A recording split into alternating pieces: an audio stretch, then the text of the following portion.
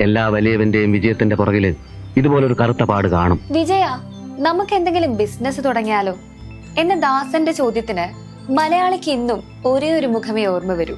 അത് ശ്രീനിവാസൻ എന്ന വിസ്മയമാണ്. നക്കാപ്പിച്ച ശമ്പളത്തിന് ജോലി ചെയ്യുന്നതിന് പകരം ഇതുപോലെ സ്വയം ബിസിനസ് ചെയ്യാനുള്ള ബുദ്ധി. മലയാള സിനിമയുടെ നായക സങ്കല്പങ്ങളെ കറുത്ത നിറം കൊണ്ടും തന്റെ ശരീരം കൊണ്ടും പൊളിച്ചെഴുതിയ വിപ്ലവകാരി.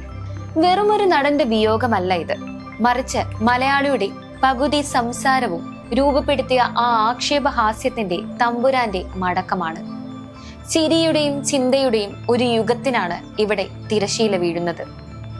കണ്ണൂരിലെ വിപ്ലവ മണ്ണായ പാട്യത്തെ ഒരു സാധാരണ കുടുംബത്തിൽ നിന്നാണ് ഈ ഇതിഹാസത്തിന്റെ തുടക്കം. തന്റെ അച്ഛൻ ഒരു സർക്കാർ ഉദ്യോഗസ്ഥനാകാൻ ആഗ്രഹിച്ച മകൻ തിരഞ്ഞെടുത്തത് സിനിമയുടെ ലോകമായിരുന്നു.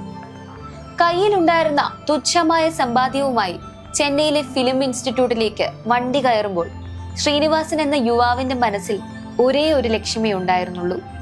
അവിടെ വെച്ചാണ് തെന്നിന്ത്യൻ സൂപ്പർ സ്റ്റാർ രജനീകാന്തിനെ അദ്ദേഹം തന്റെ ചങ്ങായിയായി ലഭിക്കുന്നത്. പിൽക്കാലത്ത് ലോകം വണങ്ങുന്ന താരങ്ങളായി ഇരുവരും മാറുമ്പോഴും ആ സൗഹൃദം അചഞ്ചലമായി തുടർന്നു. അഭിനയത്തെക്കാൾ വലിയ വിസ്മയം അദ്ദേഹത്തിന്റെ തൂലികയിലായിരുന്നു.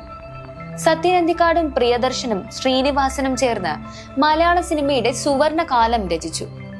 സന്ദേശം എന്ന ചിത്രത്തിലൂടെ രാഷ്ട്രീയക്കാരന്റെ പൊള്ളത്തരങ്ങളെ അദ്ദേഹം പച്ചയ്ക്ക് വിളിച്ചു പറഞ്ഞു. നാടോടിക്കാറ്റിലൂടെ ദാസനും വിജയനുമായി വന്ന് തൊഴിലില്ലായ്മയിൽ വലയുന്ന ഒരു തലമുറയ്ക്ക് അദ്ദേഹം ചിരിയുടെ മരുന്നേകി. ഞാൻ നന്നായിട്ട് അഭിനയിച്ചു.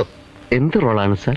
ഗൗരവമേറിയ സാമൂഹിക പ്രശ്നങ്ങൾ പോലും ലളിതമായ തമാശകളിലൂടെ പ്രേക്ഷകന്റെ ഉള്ളിൽ തറയ്ക്കുന്ന രീതിയിൽ അവതരിപ്പിക്കാൻ ശ്രീനിവാസനോളം മിടുക്കുള്ള മറ്റൊരു എഴുത്തുകാരൻ മലയാളത്തിലില്ല. സംവിധായകന്റെ കുപ്പായമണിഞ്ഞപ്പോഴും ശ്രീനിവാസൻ വിസ്മയിപ്പിച്ചു. വടക്കു നോക്കി യന്ത്രം എന്ന ചിത്രത്തിലെ തളത്തിൽ ദിനേശൻ ഓരോ ശരാശരി പുരുഷന്റെയും ഉള്ളിലെ അപകർഷതാബോധമായിരുന്നു. തന്റെ ശരീരത്തെയും നിറത്തെയും പോലും സ്വയം പരിഹസിച്ചുകൊണ്ട് അദ്ദേഹം വിനയത്തിന്റെ പുതിയ മാതൃക തീർത്തു. ചിന്താവിഷ്ടയായ ശ്യാമളയിലൂടെ ഉത്തരവാദിത്തങ്ങളിൽ നിന്ന് ഒളിച്ചോടുന്ന ഭർത്താവിനെ വരച്ചു കാട്ടിയപ്പോൾ അദ്ദേഹത്തെ തേടി ദേശീയ പുരസ്കാരം എത്തി. സിനിമയിലെ അതിഭാവുകത്വങ്ങളില്ലാത്ത യഥാർത്ഥ ജീവിതത്തോട് ചേർത്ത് വെച്ച കഥാപാത്രങ്ങളായിരുന്നു അദ്ദേഹത്തിന്റെ കരുത്ത്. സിനിമയ്ക്ക് തന്നെക്കാൾ വലിയ പിൻഗാമികളെ നൽകിയാണ് അദ്ദേഹം പടിയിറങ്ങുന്നത്. വിനീത് ശ്രീനിവാസനും ധ്യാൻ ശ്രീനിവാസനും ഇന്ന് മലയാള സിനിമയിൽ തിളങ്ങി നിൽക്കുമ്പോൾ അതിന് പിന്നിൽ അച്ഛൻ പകർന്നു നൽകിയ ലാളിത്യത്തിന്റെയും കഠിനാധ്വാനത്തിന്റെയും പാഠങ്ങളുണ്ട്. മമ്മൂട്ടിയും മോഹൻലാലും ഉൾപ്പെടെയുള്ള സഹപ്രവർത്തകർക്ക് അദ്ദേഹം വെറുമൊരു നടനായിരുന്നില്ല, മറിച്ച് ഒരു കുടുംബാംഗമായിരുന്നു.